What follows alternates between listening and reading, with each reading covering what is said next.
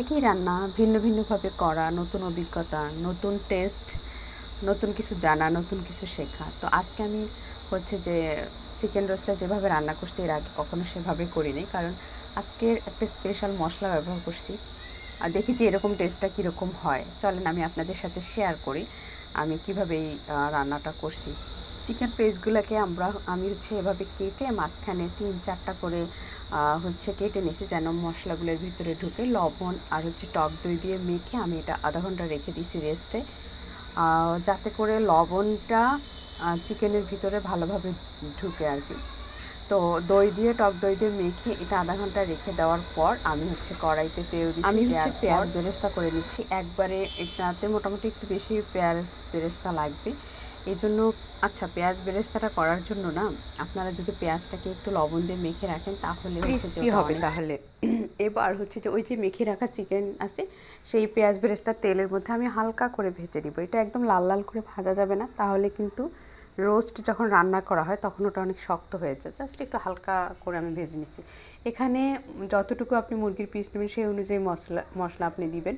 হচ্ছে যে এলাচ, দারচিনি, তেজপাতা, তারপর এখানেই হচ্ছে আদা বাটা, রসুন বাটা, পেঁয়াজ বাটা, এগুলো পরিমাণ মতো দিয়ে, পরিমাণ মতো কি 4 পিস করলে 4 পিসের অনুযায়ী, এগুলো তো খুবই কমন জিনিস, আপনারা সবাই জানেন। 8 পিসও দিলে সেই অনুযায়ী মশলা দিয়ে মশলাটাকে একটু হচ্ছে ভেজে, সেই ভেজে রাখা মুরগির পিসগুলো দিয়ে আমি এখানে কষাবো। তারপর হচ্ছে প্রয়োজন মতো পানি দিয়ে এবার দিব অন্যান্য মশলাগুলো, যেগুলোর মধ্যে আছে হচ্ছে আচ্ছা আমি আপনাকে এই মশলাটাকে একটু বানায় দেখাই। যে মশলাটা আমি বানিয়েছিলাম সেখানে আছে এলাচ, হচ্ছে দারচিনি, আর এই মশলাটা অনেক স্ট্রং হয় কারণ হচ্ছে এটা তো আমি ভাজি না।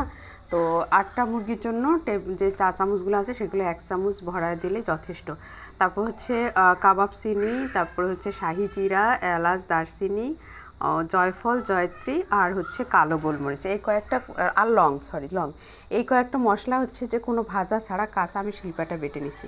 এবার হচ্ছে আরেকটা মশলা রেডি করে সেখানে হচ্ছে টক দই, চিনি আর হচ্ছে টমেটো সস। এটাও হচ্ছে মুরগি যতটুকু নেবেন সেই পরিমাণ অনুযায়ী নিয়ে ভালোভাবে মিক্স করে নিয়ে নিছি। এবার অলরেডি আমার মুরগিটা যে চুলায় রান্না করা, মানে পানিতে দিয়ে রাখছি শুধুমাত্র পেঁয়াজ বেরেস্তা বাটা মশলা দিয়ে, এই মশলা এবার এখন আমি দিয়ে দিব ওই টমেটো পেস্টটা যেটা রেডি করে রাখছিলাম টক দইয়ের সাথে, চিনি, আলু বোখারা। আর আমার চিকেনটা রান্না অলরেডি 80% হয়ে গেছে। মশলাটা যেটা পাটায় বেটে গুঁড়া মশলা করলাম সেটা, আলু বোখারাটা আপনারা চাইলে স্কিপ করতে পারেন। এটা হচ্ছে যে তরকারিটা একটু মিষ্টি হয়, তো মিষ্টি টাইপের বাদাম বাটা, তো আলু বোখারার সাথে এই রোস্টের একটা হচ্ছে ব্যালেন্স হয়ে যায়।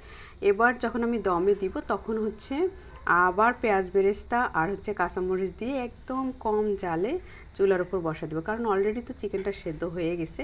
এখন জাস্ট হচ্ছে অল্প একটু দমে রেখে নামানোর আগে আমি হচ্ছে গুঁড়া দুধ দিয়ে ভালোভাবে এটার সাথে মিক্স করে আর হচ্ছে ঘি দিয়ে নামায় ফেলবো। হয়ে গেল। এভাবে আমি রান্না করছিলাম, টেস্ট একদমই ডিফারেন্ট আসছে, কারণ আমি এই প্রক্রিয়ায় প্রথম রান্না করছি। যখন যেটা রান্না করি একভাবে আমি ট্রাই করে দেখি যেটা